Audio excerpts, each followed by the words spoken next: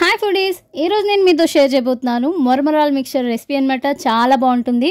దీన్ని మురి మిక్చర్ అంటారు, పిడత కింద పప్పు అని కూడా పిలుస్తారు. ఈవినింగ్ స్నాక్లా తినడానికి చాలా ఎమ్మిగా ఉంటుంది.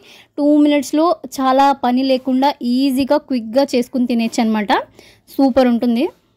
ఇక్కడ నేను కడాయి తీసుకున్నాను. 2 టేబుల్ స్పూన్ల ఆయిల్ యాడ్ చేసుకున్నాను. ఇందులోకి 1 స్పూన్ వరకు పల్లీలు యాడ్ చేసుకున్నాను. ఇక్కడ 2 టమాటాలు యాడ్ చేస్తున్నాను అనమాట. సో 2 టమాటోస్ని బాగా ఫ్రై చేసుకోవాలి. 2 సైడ్స్ మంచిగా రోస్ట్ చేసుకుంటే సరిపోతుంది. ఆ విధంగానే ఇక్కడ చూస్తున్నారు కదా, పల్లీలు కూడా బాగా రోస్ట్ చేసుకోవాలి. ఇక్కడ నేను ఒక ఆనియన్ తీసుకున్నాను, ఒక ఉల్లిపాయ తీసుకుని సన్నగా తరుక్కుంటున్నాను అనమాట. నెక్స్ట్ మనం ఏదైతే రోస్ట్ చేసుకున్న టమాటా ఉంది కదా, ఆ టమాటాని తీసుకొని దాని పీల్ అనేది తీసుకొని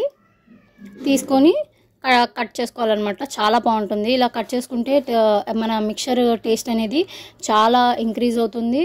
సన్నగా తరిగితే అది తినేటప్పుడు మిక్చర్లో తగులుతూ ఉంటే చాలా బాగుంటుంది అనమాట. ఇక్కడ నేను 2 కప్పులు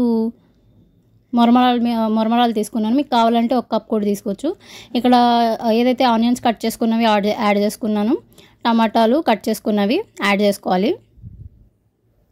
కొంచెం కొత్తిమీర యాడ్ చేసుకోవాలి. 1 స్పూను పల్లీలు యాడ్ చేసుకోవాలి.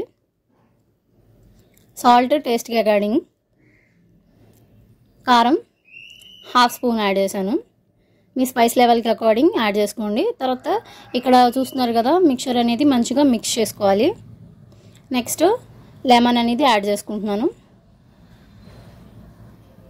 కొంచెం పుల్లగా తగిలితే మిక్చర్లో చాలా బాగుంటుంది, అందుకే యాడ్ చేసుకున్నాను అనమాట. సో చూస్తున్నారు కదా, ఈ విధంగా అయితే మిక్చర్ని మిక్స్ చేసుకోవాలి. సో మనకి బండి మీద ఇప్పుడు పేపర్లో ఇస్తాడు కాబట్టి పేపర్లో తినే ఆనవాయితీ ఉంటుంది కాబట్టి నాకైతే పేపర్లో తినాలనిపించింది.